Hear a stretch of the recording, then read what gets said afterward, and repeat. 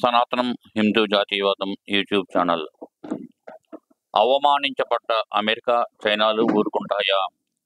శ్రీహరి మంగళపల్లి గారు ఫేస్బుక్ ద్వారా అందించిన వ్యాసం. మనం యుద్ధం చేసింది, చేస్తున్నది ఆ రెండు దేశాలతో అన్నది అర్థమవుతోందా? దెబ్బతిన్న నక్కలు ఊరికే చూస్తూ కూర్చుంటాయా? పాకిస్తాన్ అనేది కేవలం వాటికి ప్రయోగ కేంద్రం, ప్రపంచాన్ని గుప్పెట్లో పెట్టుకోవడానికి ఉపయోగించుకునే ఒక ఉగ్ర స్థావరం.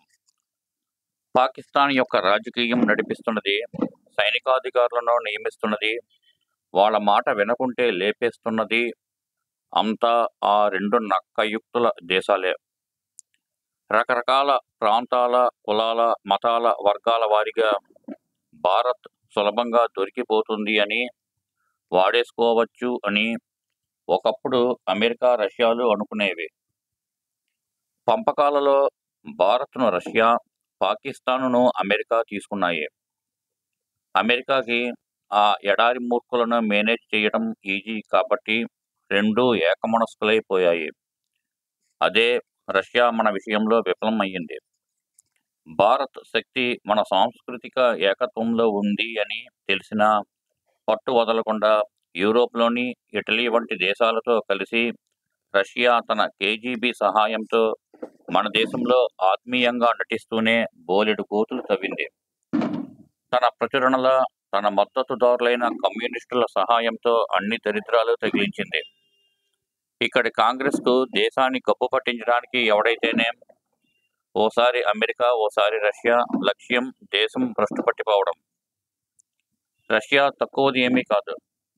ఒక ఇటలీ వనిత దేశంలో కీలక స్థానంలోకి ఎదగడానికి రష్యా గూఢచారి సంస్థ కీలక పాత్ర పోషించింది అనడంలో పెద్దగా సంశయపడనక్కర్లేదు. అత్యంత క్రిటికల్ పరిస్థితుల్లో క్రయోజెనిక్ ఇంజన్లు ఇవ్వకుండా ఆపింది రష్యానే. పెద్ద పెద్ద అనుమానాస్పద మరణాలు రష్యా కదలికలు మన దేశంలో ఉన్నప్పుడే జరిగాయి. మన దేశం గొప్పగా అనుకునే మహోన్నత వ్యక్తుల మిస్టరీ మరణాలు, దేశ వ్యతిరేక ఒప్పందాలు రష్యా కొనసన్నల్లోనే జరిగాయి. యాదృచ్ఛికం అంటే ఎప్పుడో ఒకసారి అనుకోకుండా జరిగేవి. కానీ ఇవన్నీ ఉద్దేశ్యపూర్వకంగా జరుగుతున్న విషయాలుగానే అర్థం అవుతాయి. మిత్రత్వం నటిస్తూనే గోతులు తవ్వడం చిన్న విషయం కాదు. అయితే నెహ్రూ, ఇందిరా సామ్యవాదుల బంధం కారణంగా చానాలు ఆ దేశం గొప్పగా అనిపించింది. ఇప్పుడు రష్యా స్థానాన్ని చైనా తీసుకున్నా దాన్ని శత్రువుగా బహిరంగంగా గుర్తించడం వల్ల బ్రతికిపోయాం. అయినా మావోయిస్టుల పేరుతో చైనా సమర్థకులు, వాళ్ళ ప్రచారకులు దేశ వ్యతిరేక వ్యవహారాలు నడిపిస్తూనే ఉన్నారు. రష్యా చతికిలపడడంతో మెల్లగా కాంగ్రెస్ చైనా చెంతకు చేరింది. దాంతో రహస్య సంతకాలకు దిగింది. ఇంకా అమెరికా గురించి చెప్పుకోవక్కర్లేదు. వాళ్ళు చైనాకు ఆప్తమిత్రులు. ఇద్దరి వాణిజ్య బంధం, అనురాగ బంధం సూపర్ హార్ట్ అండ్ అండర్వేర్ బంధం మామూలు విషయం కాదు. ఇక్కడ అనురాగ బంధం అంటే ఇక్కడ అణు అంటే యాటమిక్. అమెరికా వాళ్ళు బాత్రూమ్ నుంచి బెడ్రూమ్ వరకు చైనా సొంతలో సరుకులే. అయితే సనాతన భారత్ ఆత్మనిర్భరత, మేక్ ఇన్ ఇండియా పాలసీలు వాళ్ళని మరింత అసహనానికి గురి చేశాయి. భారత్ సాంకేతికతను వినియోగించుకునే తీరు, అనుసంధానం చేసే పద్ధతి వాళ్ళని పిచ్చి వాళ్ళను చేసింది. ఏదో దౌత్య మర్యాదల కోసం మాట్లాడడం లేదు కానీ స్పష్టంగా అమెరికా, చైనాలు భారత్తో యుద్ధానికి కాలు దూవాయి. పాకిస్తాన్కి సహాయం చేసిన టర్కీని శత్రు దేశంగా పరిగణిస్తున్నప్పుడు ఇదే సమయంలో టర్కీకి ఆయుధాలు పంపిన అమెరికాను ఏమనాలి? శత్రువే అనాలి. దానికి సమయం దగ్గర పడింది. సందర్భం అసాధారణంగా సృష్టించబడుతుంది. రష్యా విప్లవం వచ్చి శతాబ్దం గడిచేలోగా రష్యా 17 ముక్కలైంది. సొంత ప్రజలే చీకొట్టారు. పాకిస్తాన్ నుండి బంగ్లాదేశ్ వచ్చింది. ఇప్పుడు బలూచిస్తాన్ వచ్చింది.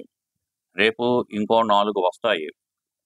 అమెరికాకు చెప్పుకోలేని చోట దురద వాళ్ళ యూత్ సృష్టిస్తోంది.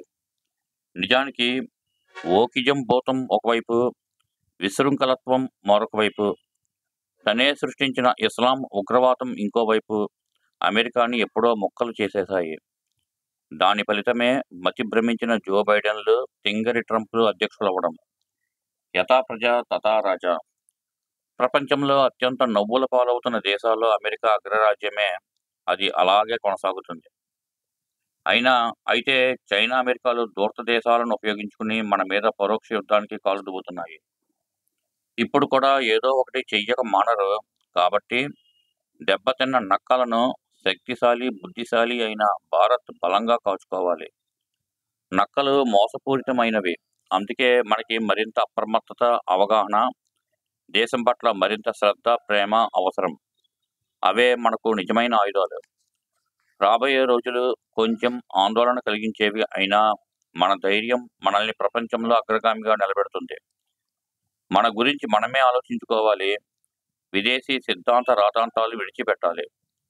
భారతమాత విజయ మంత్రాన్ని నిరంతరం జపించాలి. అదే అన్ని భయాల నుంచి విముక్తిని ప్రసాదిస్తుంది. జై హింద్.